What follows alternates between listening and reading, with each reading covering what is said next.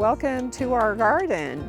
My garden is pretty unusual in that it's been designed to be like the Olympic National Forest or a national park. Lots of native plants for you to see and to learn about. So let's get started on the tour.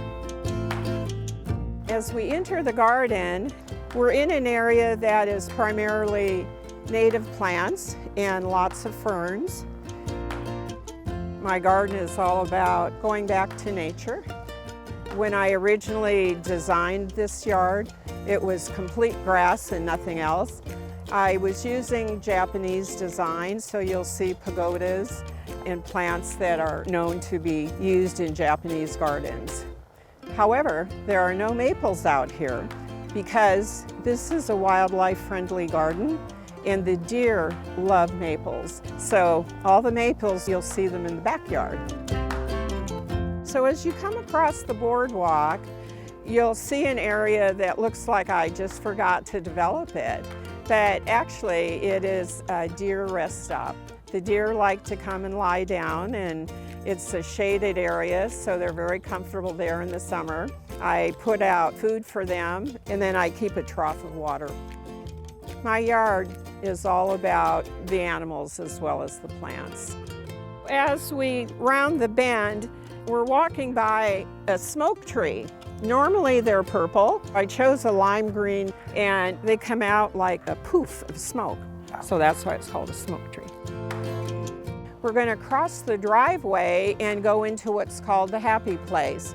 It was designed by the children next door when they saw a chance to have a place to play, and it is used constantly.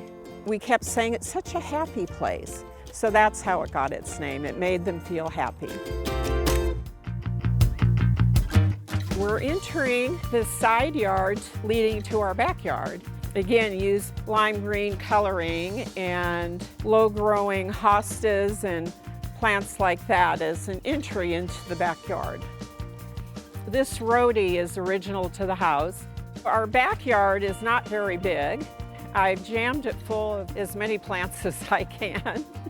This part of my garden is where all the Japanese maples are, and they're just scattered throughout the yard.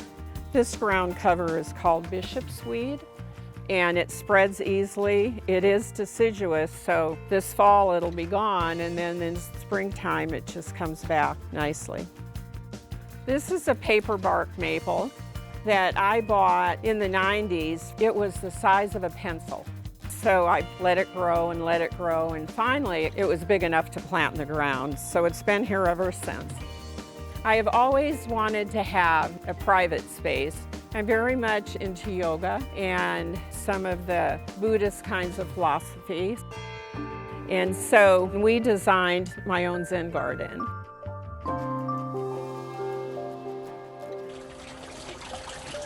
This water feature is our way of helping birds to get what they need as far as water. It also attracts them because of the bubbling sound.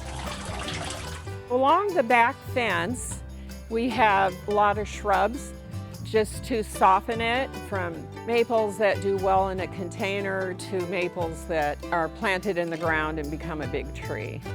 All through the yard, but particularly in the backyard, we have a lot of birdhouses. They're all handmade. This one house by Barry Crust is very popular. The variety of birds that we get out here is incredible. To make it interesting, I use different kinds of wood sculpture. I think that art is a way that we express ourselves, and by sharing it, it brings joy to other people as well. Nature in itself is art.